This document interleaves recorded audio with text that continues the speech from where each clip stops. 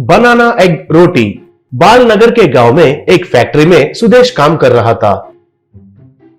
उनका एक बेटा था रंजित और बीवी थी शांति।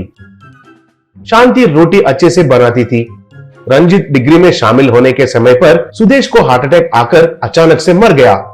तब शांति को एक बड़ा समस्या आकर उनके बेटे से तुम पढ़ाई करोगे या फिर नौकरी करोगे, बताओ बेटा। पूछी। तब रंजित, माँ मैं पढ़ाई करूंगा माँ। आज के जमाने में कम से कम डिग्री नहीं है तो किसी काम का नहीं रहूंगा। डिग्री खत्म होने के बाद मैं तुम्हारा सहायता कर सकता हूँ माँ, कहा।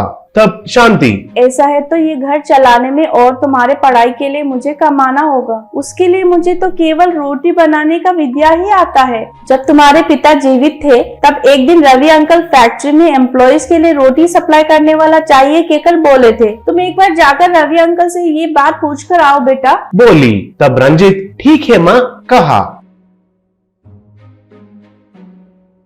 अगले दिन रंजित रवि के घर गया।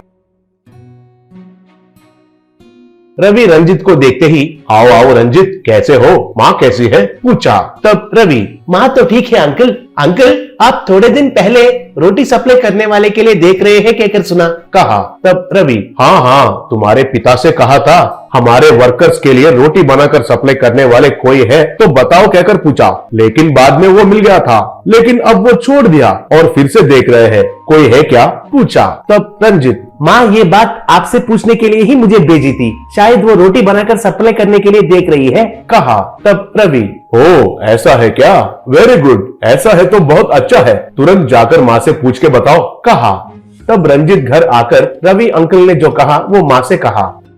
तब से लेकर शांति फैक्ट्री में वर्कर्स के लिए रोटी बनाकर सप्लाई करने लगी और पैसे कमाकर रंजित को डिग्री पढ़ाते हुए खुद का और रंजित का पोषण करने लगी। ऐसे रंजित ने डिग्री तो खत्म किया लेकिन कहीं भी नौकरी नहीं मिल रहा था। तब रंजित माँ से, माँ हम एक रोटी का ठेला लगाएंगे और रोटी बेचेंगे, उससे भी आजकल फायदा अच्छा मिलेगा माँ, कहा। तब शांति, ठीक है बेटा, बोली। ऐसे वे लोग एक गाड़ी पर रोटी बेचने लगे। उनका व्यापार अच्छे से चलने लगा। कुछ दिन के बाद उनके सामने एक ढाबा खुला। उसके वजह से इनका व्यापार थोड़ा कम होने लगी।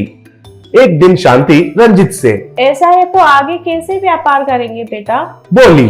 तब रंजित, ऐसा है तो हम अपना रोटी बनाने का तरीका बदलेंगे और बनाना एग रोटी तैयार करके बेचेंगे माँ। माँ तुम्हें याद है बचपन में मुझे ऐसा बनाना एग रोटी बनाकर खिलाती थी, वो स्वाद में अब तक नहीं भूला है माँ। ऐसा तुम बनाना एग रोटी बनाकर बेचोगी तो अच्छा होगा कहकर मेरा मानना है माँ। बनाना एग रोटी तो बहुत स्वादिष्ट और वैरायटी जैसा रहता है माँ, कहा। तब शांति, ठीक है बेटा, तुम इतना कह रहे हो, ऐसा ही करेंगे। तब से शांति रंजित केलों को टुकड़े में काटकर उसमें अंडा मिलाकर आटा बनाकर बनाना एग रोटी बनाकर बेचने लगे। वो बहुत स्वादिष्ट रहने की वजह से उनके पास बहुत भीड़ आने लगे। आने वाले तो बहुत मजे से खाने लगे। दूर से भी बहुत लोग उनके परिवार वालों के साथ बाइक्स पर और कार्स पर आने लगे और वो बनाना एग रोटी को खाने लगे।